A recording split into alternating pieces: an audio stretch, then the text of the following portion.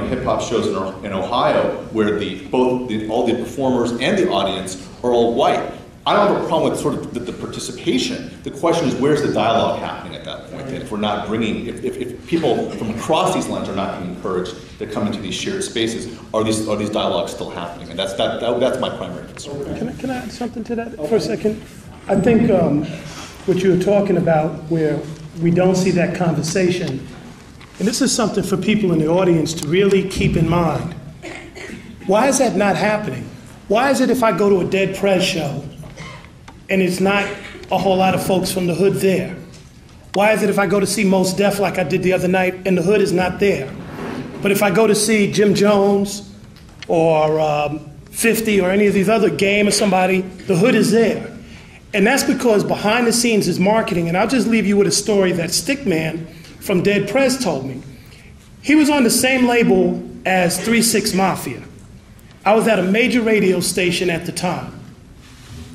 The major radio station would send us multiple records, offer us trips to give away on the air, and all types of things to play Sipping on Syrup. The same record label that Dead Prez was on when they did the song Bigger Than Hip Hop, Hip Hop, I'm Hip Hop, whatever the song. They deliberately would not send them to the black radio station in our community. They would put them in skateboard magazines, and the head of the label was like, we're gonna market Dead Prez to skaters. And this happened to a whole lot of groups. So what's the end story? We can sit here and have a political conversation, and you can have people in a black audience, whether I'm in Chicago or Oakland or New York, and they'll be bored because we're not talking about Lil Wayne. And the end result of that is that if you do the focus groups, what we do on radio stations, you can almost predict the behavior of what will happen. In other words, if the end game is to fill the 15 new prisons that they built in California over the one university that they had, and that there are people that are investing stocks in it, how do you do that?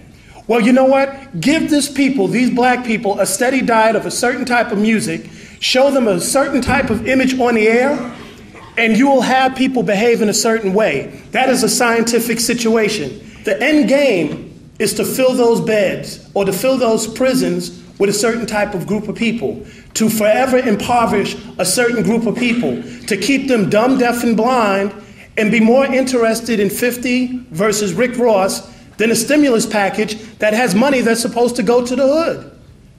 And that's where it's at right now. And if we don't understand that, then it's going to be a very sad day for the next 10, 15 years, because all of us will be affected. And then we'll wake up and we'll be like, yo, how did this happen? Well, it's not happening by accident. It's happening by design. You talk about big pimping. Big pimping is going on with corporations in a very real way, not just in the United States, but around the world. And I'll just leave it at that. Try not to get pimped, because there's a whole lot of people that are betting on and counting on and making their entire lifestyles based upon the fact that they can pimp young black and brown folks who they think have game when they really don't. So I'll just leave you with that to think about.